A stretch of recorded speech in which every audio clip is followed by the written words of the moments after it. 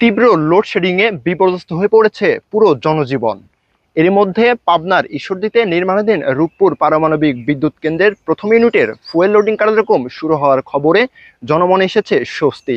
আর এই স্বস্তির খবরে পুরো ঈশ্বরদী সহ পাবনার সাধারণ মানুষ যেন একটি আনন্দঘন সময় পার করছে। এই মুহূর্তে আমি যেখানে দাঁড়িয়ে আছি, রূপপুর পারমাণবিক বিদ্যুৎ কেন্দ্রের একেবারেই সন্নিকটে পাকশী রেল স্টেশন এলাকাতে আমরা কিন্তু সকাল থেকে দেখতে পাচ্ছি যে এই প্রকল্প এলাকাটি কিন্তু ব্যাপক নিরাপত্তার চাদরে ঘিরে রাখা হয়েছে। সেনাবাহিনী বিভিন্ন চেকপোস্ট বসিয়ে কিন্তু বিভিন্ন গাড়িগুলো তল্লাশি করছে।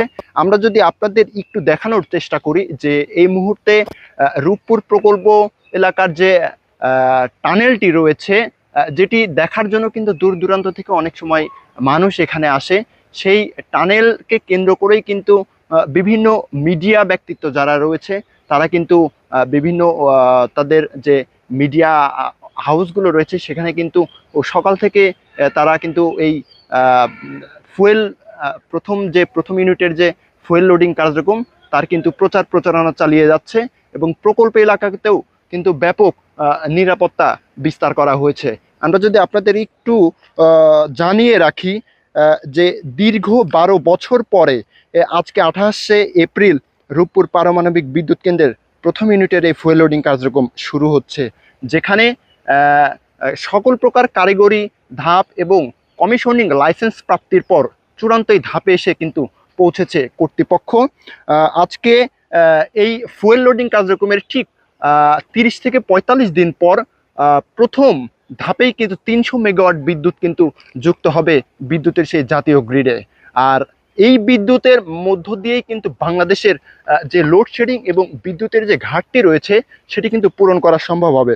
আপনাদের যদি একটু জানিয়ে রাখি যে আজকে দুপুর 2:30 থেকেই শুরু হবে এই ফুয়েল লোডিং কার্যক্রম এবং সেখানে সভাপতিত্ব করবেন বিজ্ঞান ও প্রযুক্তি মন্ত্রণালয়ের মন্ত্রী জনাব ফকির মাহবুব আনাম এবং 2:30 আমন্ত্রিত অতিথির আসন গ্রহণের পর পবিত্র কোরআন তেলাওয়াতের মধ্য দিয়ে কিন্তু এই রূপপুর প্রকল্পের এই ফুয়েল লোডিং কার্যক্রমের শুরুটা উদ্বোধনী অনুষ্ঠানটা কিন্তু শুরু হতে যাচ্ছে। এছাড়াও আরেকটু জানিয়ে রাখি যে এখানে যারা উপস্থিত থাকবেন ডাক ও টেলিযোগাযোগ আইসিটি এবং বিজ্ঞান ও প্রযুক্তি মন্ত্রণালয়ের উপদেষ্টা রেহান আসিফ আসাদ এবং রোসাটমের মহাপরিচালক অ্যালেক্সি লিকাসেভ, তারা কিন্তু এই পুরো অনুষ্ঠানটি কিন্তু ভার্চুয়ালি যুক্ত থাকবেন এবং তারা এই ফুয়েল লোডিং কার্যক্রমের আনুষ্ঠানিকতা শুরু করবেন।